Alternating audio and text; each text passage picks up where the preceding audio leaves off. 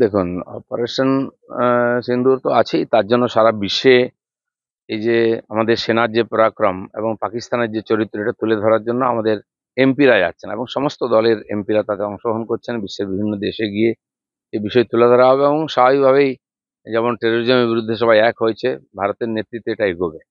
মাননীয় প্রধানমন্ত্রীর প্রবাস দেশেতে হতেই থাকে বিভিন্ন প্রজেক্ট ইত্যাদিকে কেন্দ্র করে। তো পশ্চিমবাংলায় অনেকদিন আসেননি, আমরা তার জন্য তাকিয়ে আছি উনি আসবেন। পশ্চিমবাংলার পরিস্থিতি পরিবর্তন চাইছে মানুষ, এখানেও মোদিরাজ হোক, এখানকার মানুষ চাইছেন। সেই দৃষ্টিতে এটা শুরু হয়ে যাবে অভিযান। প্রাথমিক নিয়োগ দুর্নীতিকে দুর্নীতি বলতেই নারাজ প্রাথমিক। না, উনি যাই বলুন, উনি নাম পাল্টান, অস্বীকার করুন। প্রথম তো ওনারা বলেছিলেন কিছুই হয়নি, এখন তো স্বীকার করেছেন যে টাকা পয়সা লেনদেন হয়েছে। সেটা দুর্নীতি কি দুর্নীতি নয়, কি শব্দ প্রয়োগ করুন, ভাষাতে কিছু যায় আসে না, কিন্তু এত মানুষ ক্ষতিগ্রস্ত হয়েছেন, শিক্ষা ব্যবস্থা পুরা ডামাডোল হয়ে গেছে।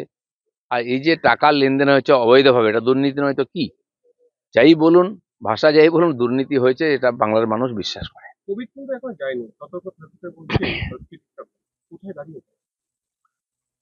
সম্ভবত ভারতে এখনো সেরকম কিছু সিমটম পাওয়া যায়নি, কিন্তু এই ধরনের অসুখ আমরা দেখেছি, যে অভিজ্ঞতা হয়েছে 4 বছর আগে, যে ভয়ঙ্কর পরিস্থিতি, পুরো পৃথিবী স্তব্ধ হয়ে গেছিল।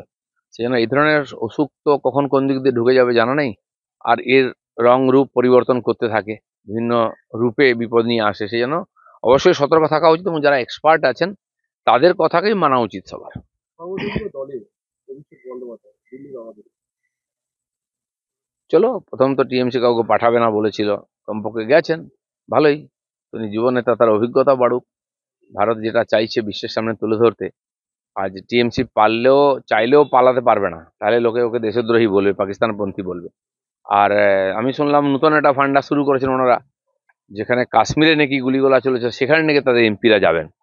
কিন্তু তাদের কতজন এমপি মুর্শিদাবাদে গেছেন, জঙ্গিপুরে গেছেন, ধুলিয়ানে গেছেন, আমি এটা জানতে চাইছি।